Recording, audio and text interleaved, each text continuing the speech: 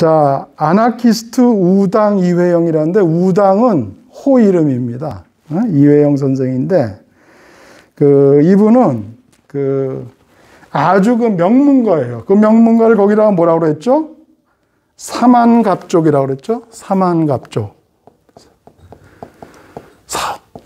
사만갑족이라는 거는 뭐냐면, 아주 조선시대에서도 조선시대 때도 상당히 귀족 집안, 그러니까 귀족이라기보다는 양반이라고 그래야겠죠, 양반 집안인데, 이 사람이 어떤 사람이냐면, 여러분들 이항복이라는 분이 있어요. 이항복이 임진왜란 때 선조의 지금 말하면 비서실장 같은 중요한 직책을 담당했던 분이 이제 이항복인데, 이 사람의 10대 손이에요, 10대 손. 근데 여기 이 중에 8대가 판서 집안을 낳았어요, 판서라는 거는 상당히 높은, 영의정, 좌의정, 이런 거죠. 이런 집안을 벼슬을 한 상당히 양반 중에 양반이에요, 이 사람. 예? 그런데 이제 이 사람이 6 형제가 있었어요. 이건영, 이석영, 이철영, 이회영, 이시영, 이호영. 그런데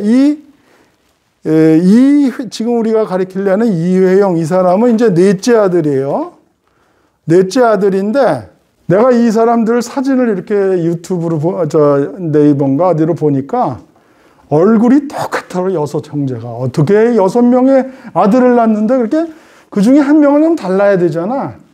이야, 진짜 구분을 못 하겠어요.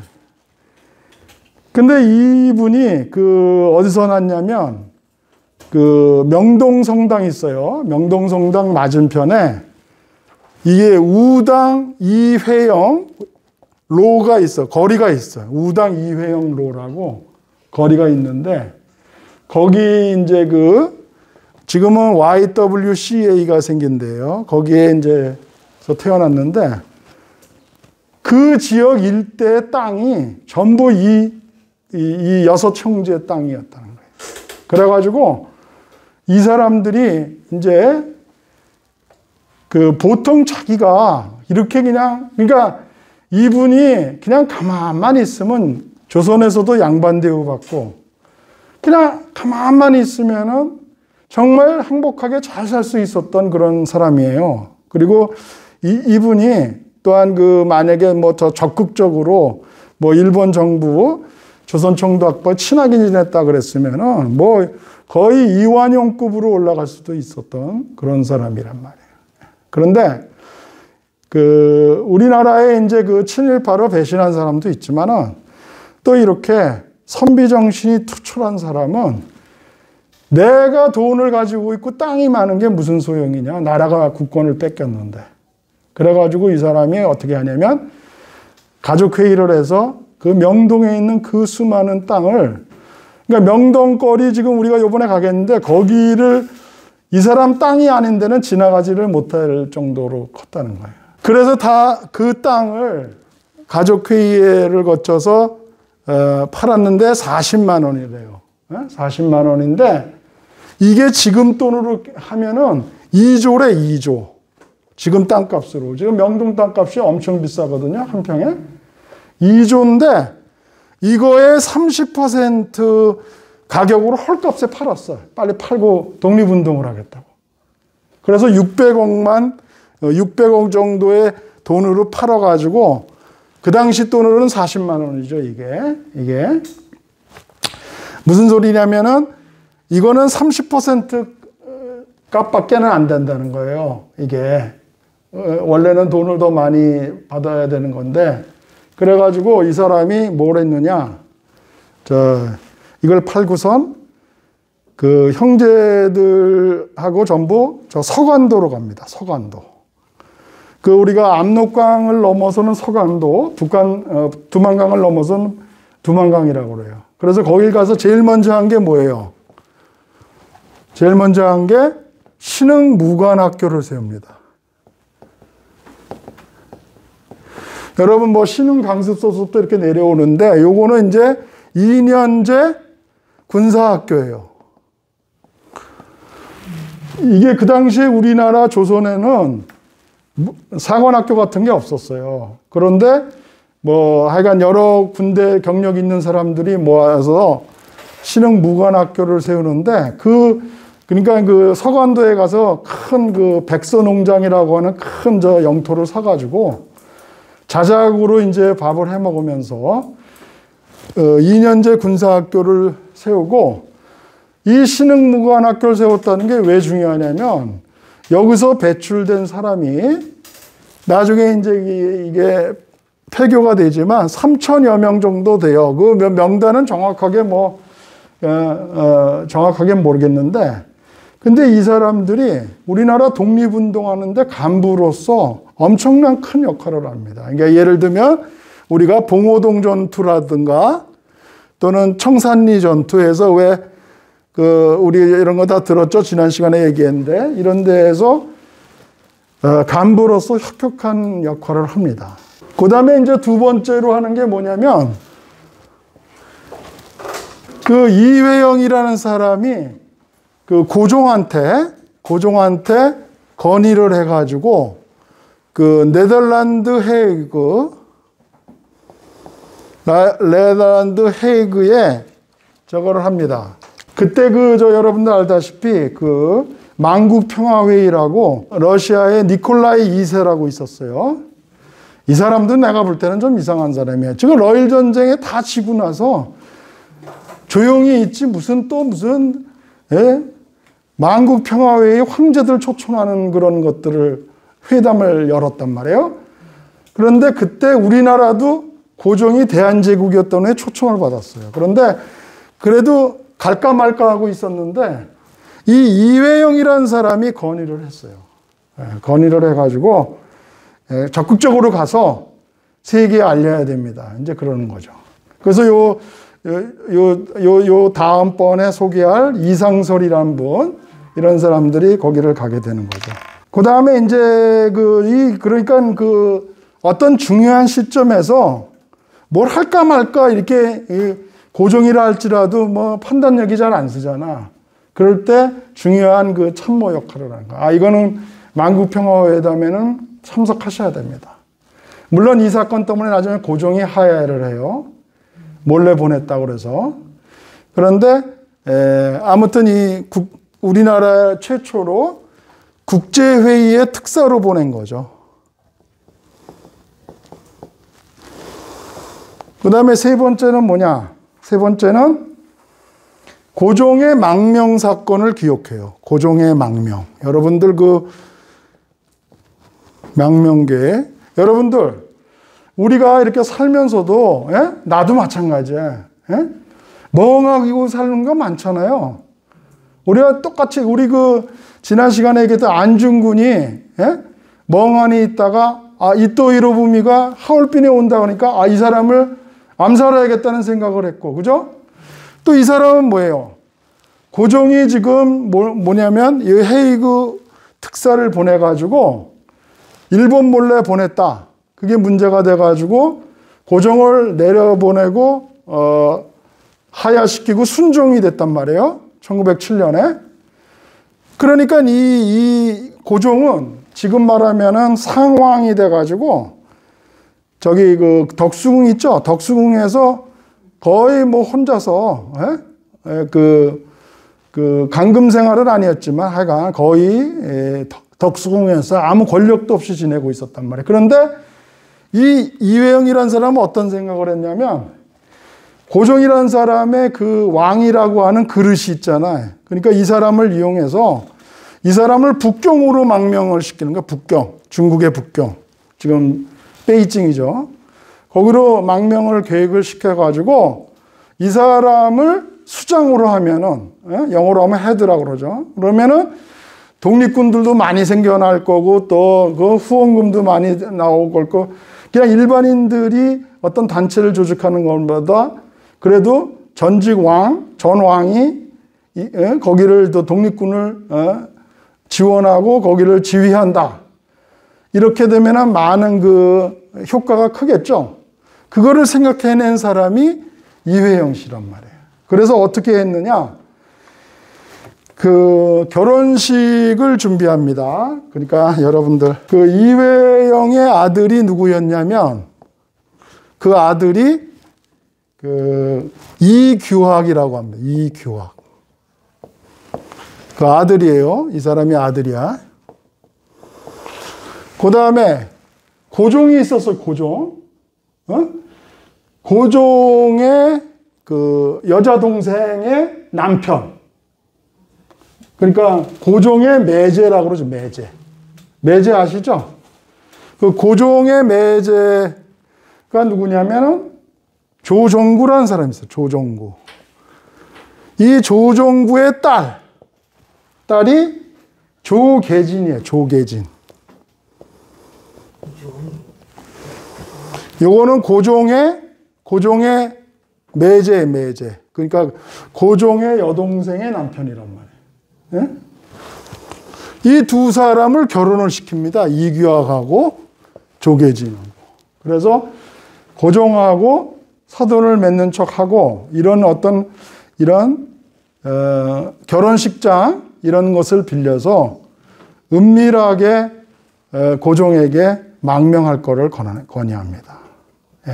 그래서 이 계획이 성공했었으면은 독립운동이 좀 더 활발하게 이루어질 수 있었는데 어떤 놈이 또 밀고자가 있었는지 일본이 또 그걸 알아내고 그 다음에 이 고종이 여러모로 성가신 일들이 많았거든. 예를 들면은 뭐 영친환하고 일본 이방자 있죠? 이방자 여사하고 결혼하는 것들 반대했어요. 조선 왕실에 어떻게 일본 여자가 들어오냐 그러고.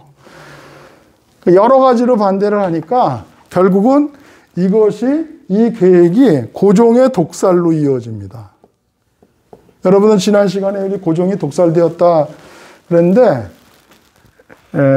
그렇죠? 뭐 식혜를 타서 먹고 뭐 이렇게 뭐 온몸에 막 독이 들고, 이런 얘기 했었죠, 저번에. 그래서 이 독살설이 아니라 실질적으로 고종이 일본의 정부로부터는 눈에 가시였단 말이에요. 이 사람을 살려두면. 그래서 이제 이것이 불발로 끝나요. 북경 망명계획이 불발로 끝나는 거예요. 그 다음에 이제 이 사람이 또 했던 거는 뭐냐면, 이분은 이제 원래 양반이잖아. 양반인데, 누구 밑에 들어가서 그 밑에서 부하로 이렇게 활동하고 이러는 거는 좀 어색하겠죠? 여태까지 탁 떠받들고 이렇게 살아왔는데. 그래서 이 사람은 아나키스트라고 그래요. 아나키스트. 아나키즘 하면은 뭐예요? 무정부주의라고 그래. 여기서 아나키즘이 나오거든. 이게 아나키즘은 그냥 해석하면 무정부주의. 그러면 우리가 생각하면, 야, 무정부주의가 이게 무슨 소리냐? 그거 뭐 정부도 없이 뭐 지멋대로 하겠느냐? 그게 아니고, 내가 이걸 자세히 연구를 해보니까, 무정부주의라는 거는 우리나라 같은 사람들은 상해 임시정부라든가 무슨 만주에서 무슨 독립국이라 하면은 서로 의견 대립이 많아. 서로 자기가 대장 되겠다 그러고, 서로 자기가 주석이 되겠다 그러고, 서로 자기가 국무위원이 되겠다고. 그죠? 그러니까 이 사람은 그렇게 해서 힘을 낭비하고 싸우느니 차라리 아무 지위 없이 자유로운 상태에서 내가 가지고 있는 능력을 발휘해서 독립운동을 하는 게 좋겠다. 그래서 이제 이런데 이제 뒤에 얘기하겠지만은 단재 신채호라든가 또 그렇지 않으면 또 뭐 심상 김창숙이라든가 뭐 이런 사람들하고 연합을 해서 그 아나키스트 주의자가 된단 말이야. 그러니까 무슨 말이냐면 어떤 소속에 이렇게 들어가서 너는 부장이다, 차장이다 뭐 이런 직급을 가지고 있는 게 아니라 그냥 자유롭게 무조직이야, 무조직. 그래서 우리는 자유롭게 내가 가지고 있는 능력, 자금이면 자금, 뭐 그래서 이런 일본에 대한 독립운동을 아나키스트 형태로 자기 혼자만 한 게 아니라 이 사람은 어디 뭐 상해 임시정부 뭐 이런 데 소속된 게 아니고 중국인. 예? 그 중국인 중에는 여러분들 이거 뭐 우리나라에서는 아주 저거 한 건데 후수 또 그 후수 또 뭐예요? 그다음에 루신. 우리나라에서는 이게 문고까지 나와서 유명한 사람들인데 여러분들 그 아큐정전이라고 있어요. 아큐정전. 예, 루신이 쓴 아주 신소설이야, 신소설. 여기 이거 읽어보면은 뭐 사람 고기 먹지 마라 이런 얘기도 나와. 그러니까 중국에서도 막 사람 고기 잡아먹고 이랬던 모양이에요. 이 당시에. 예? 계몽주의 문학인데 아무튼 이런 사람들하고 이 중국의 지식인들, 신지식인들하고 연합을 해서 그래서 저거를 하는 겁니다. 저희 아나키스트 운동을 합니다. 그 다음에 이제 이 사람이 그걸 하다가 이 여기에서 그 중국인 같이 동업하던 중국인이 장체스라고 그 장개석 아시죠? 그 장체스 암살을 하려고 했는데 이것이 무산이 돼가지고 그 사람이 그 중국인 지도자가 홍콩으로 피신을 갑니다. 그래가지고 이 자금과 무기 지원이 끊어져요. 그래서 할 수 없이 이 사람이 다음에는 그 상하이로 옵니다. 상하이로. 북경에서 상하이로 와가지고 이 상하이에는 그 저번에 얘기한 대로 프랑스 조개지. 여러분들 조개지란 말 지난 시간에 배웠죠? 인천에 일본 조개지가 있고 청나라 조개지가 있고 예? 조선 땅이지만 터치를 하지 않는 예? 세금도 면제되고 뭐 예? 법도 영사권도 또 따로 있고 이런 지역이 있어요. 법도 일본 조개지면 일본의 법을 따르게 되고 뭐 이러는 지역이 있단 말이에요. 여기는 프랑스 조개지가 있었단 말이에요. 여러분 암살이라는 영화 보면은 그 프랑스 군인 나오고 막 이러잖아요. 그죠? 거기에 프랑스 조개지였단 말이에요. 그래서 독립운동을 할 수가 있어요. 왜냐하면 일본이 거기를 장악하고 있다면은 독립운동을 못 하겠죠? 근데 프랑스가 보호해 주는 거예요. 프랑스가. 그래서 거기에서 이제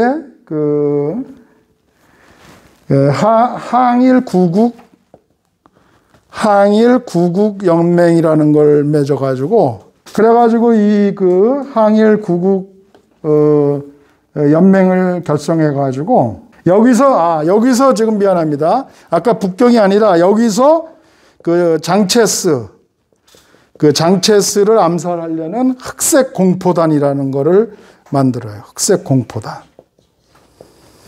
흑색 공포단이라는 건 뭐냐면 그 옷을 까맣게 입고 다녔어요. 예? 저승사자 같이. 그래가지고서는 예? 우리나라는 옛날에 또 백색 옷을 입고 다니는 그런 단체가 있었어요. 예? 그런데 하여간 여기는 그 흑색 공포단을 해가지고 그 주요 요인들을 그러니까 꼭 이거는 일본인만 죽이는 게 아니라 일본과 반대되는 독립운동에 반대가 되는 뭐 장개석, 뭐 장체스도 죽이려고 그러고 왜냐면 이거는 지금 한중일이 연합해서 하는 거니까 그런데 참여했다는 거예요. 근데 이 사람이 이제 마지막으로 이제 상하이에서 윤봉길 의사가 그 홍구공원에서 그 수류탄 도시락을 놔서 거기 여러 사람 그 사령관을 죽이는 그런 사건이 있죠. 그 사건이 크게 고물가 돼가지고 야 지금 상해의 사령관은 죽었는데 일본의 만주의 총사령 관동군 사령부가 어디 있었냐면 대련에 있었단 말이에요. 대련. 예? 그래가지고 여러분들 저번에 봤죠? 여기가 산동반도고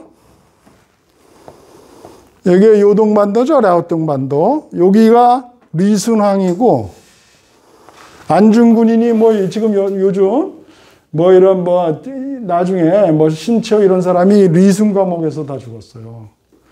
그 다음에 요 위가 대련이 있어. 대련. 이 대련에 일본군 사령관이 있단 말이에요. 관동군.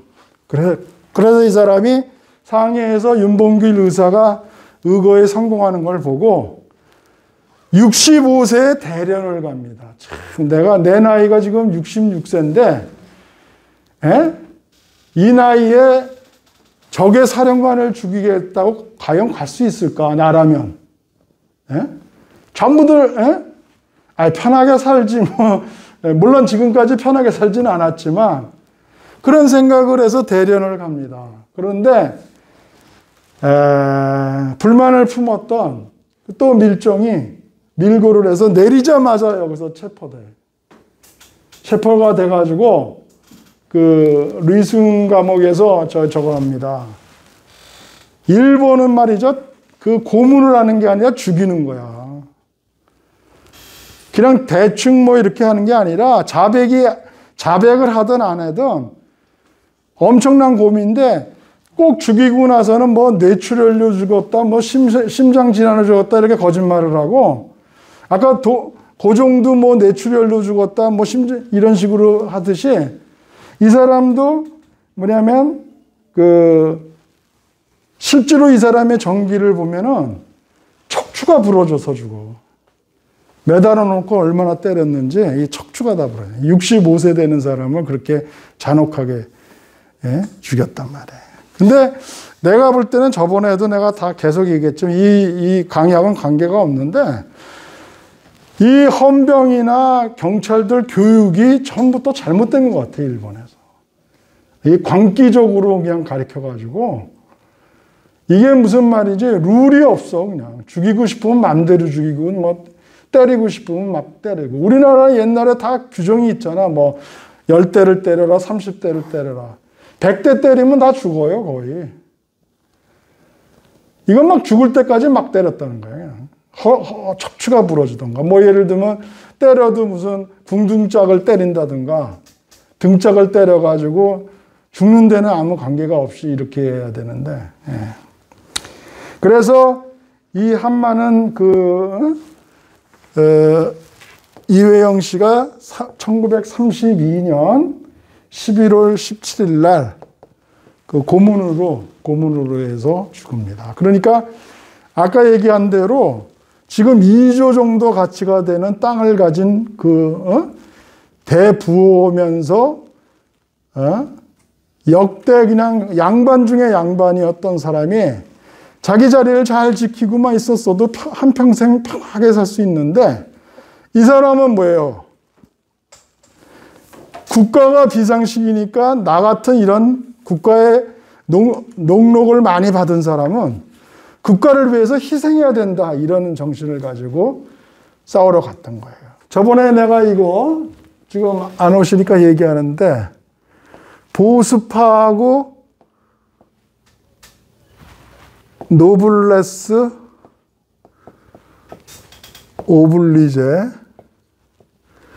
이런 개념을 저번에 간단하게 얘기하고 하면 이게 컨서버티브즈라고 그랬죠? 컨서버티브즈 그리고 이거는 노블레스 오블리제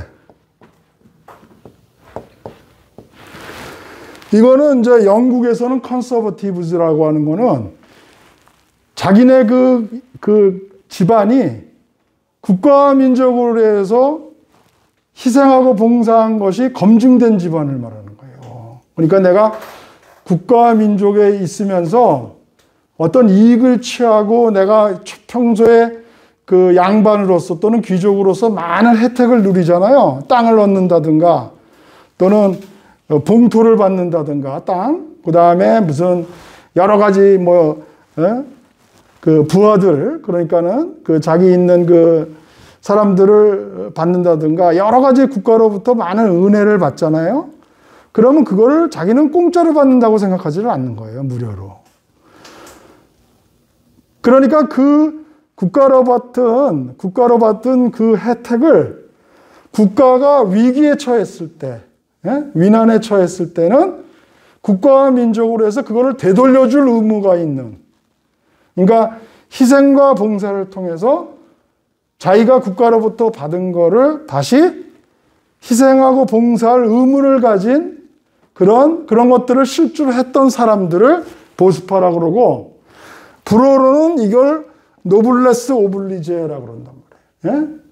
그런 그 국가를 위해서 의무를 가진 그런, 이게 노블레스는 여성 명사로 불어로 귀족 계급들이에요. 귀족 계급들. 그리고 오블리제는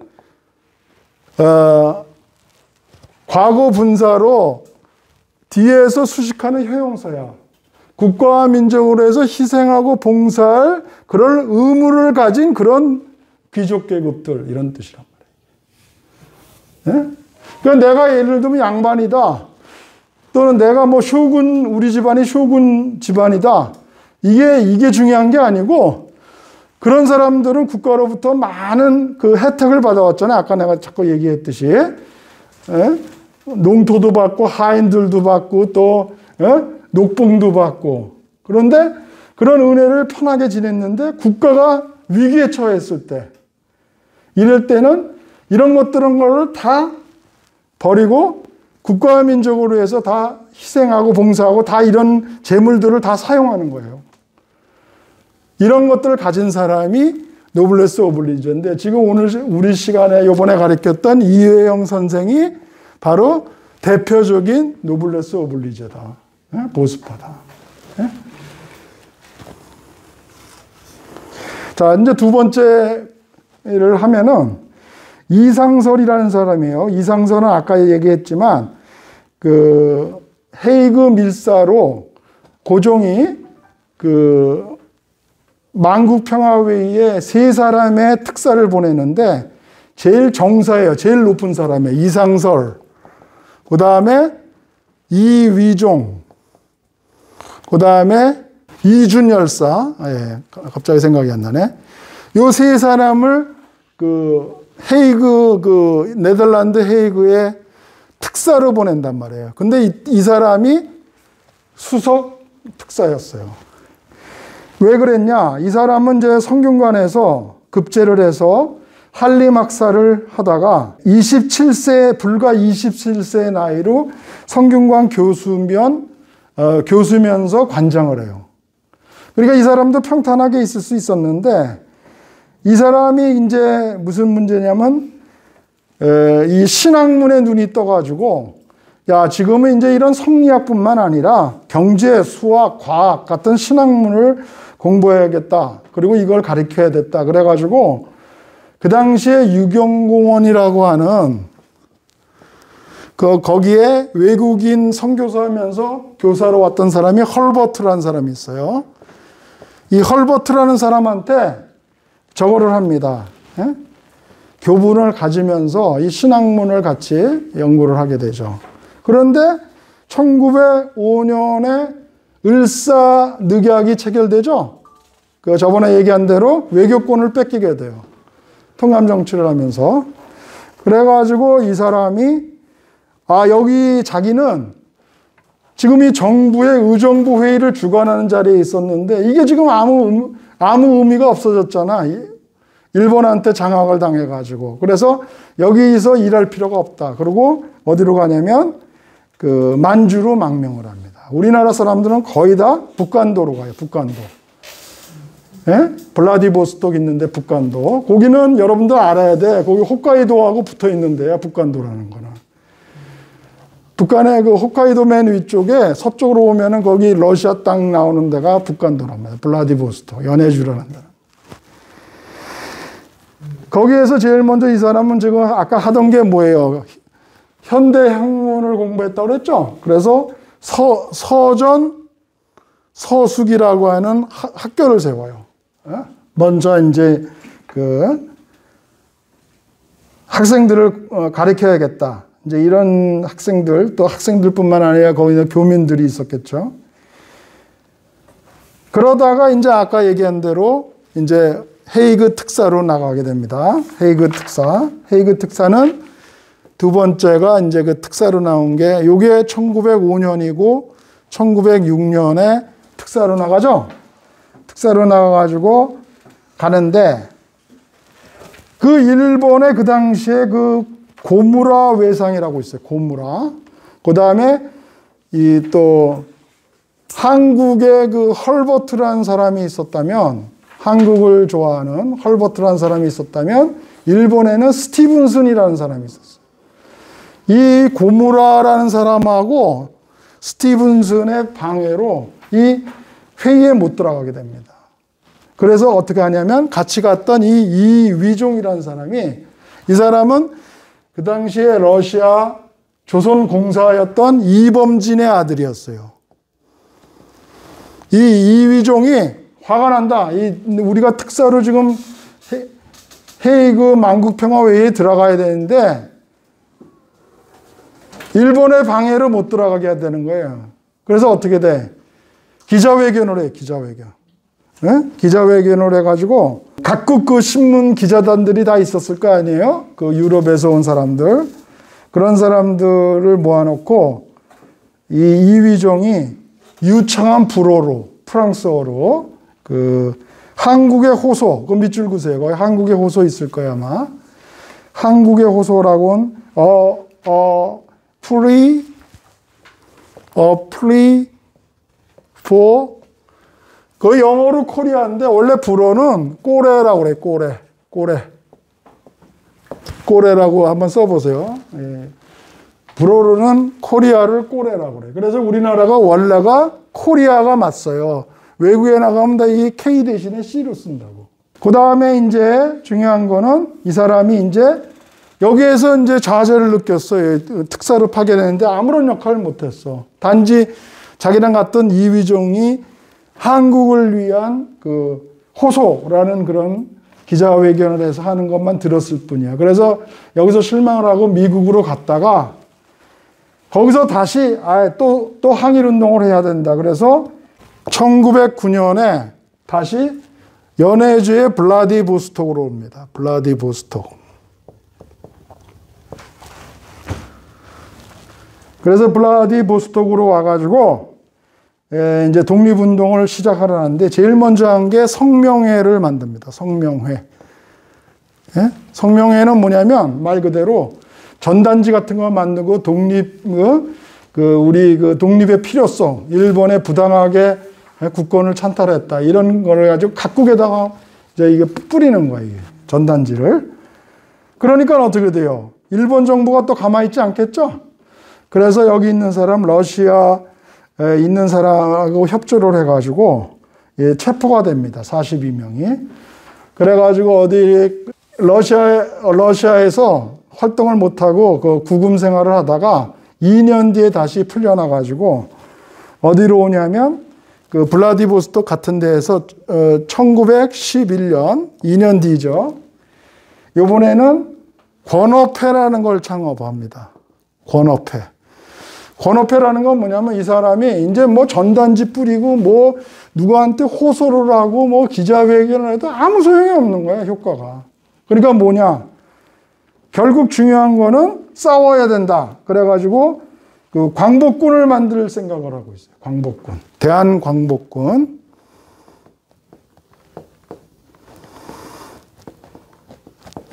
자, 중요한 건 뭐죠? 성명회를 조직했고 블라디보스톡 가서 두 번째는 권업회.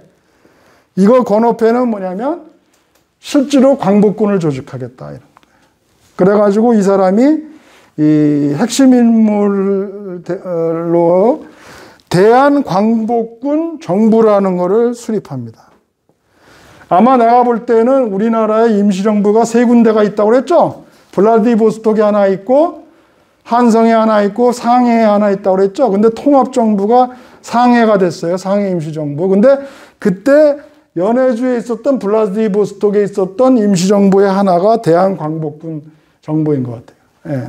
그러니까 여기서도 일종의 대한광복군이라고 하는 그 일종의 저거를 만드는 거죠. 저기. 예. 아까 그 신흥무관학교 이회영이 세웠듯이 이상서 씨는 대한광복군이라고 하는 사관학교 비슷한 거를 설립을 하는 거죠. 그러니까 패턴이 다 비슷해요. 무슨냐? 중요한 거는 뭐냐면 자기가 다 엄청난 조선에서 엄청난 뛰어난 위치와 엄청난 부와 지위를 누리고 있었는데 이런 것들을 다 포기하고 외국에 나가서 이런 광복군을 만든다든가, 그렇지 않으면은 암살단을 만든다든가, 이런 걸 조직을 해서 국가와 민족을 위해서 싸웠다는 거예요.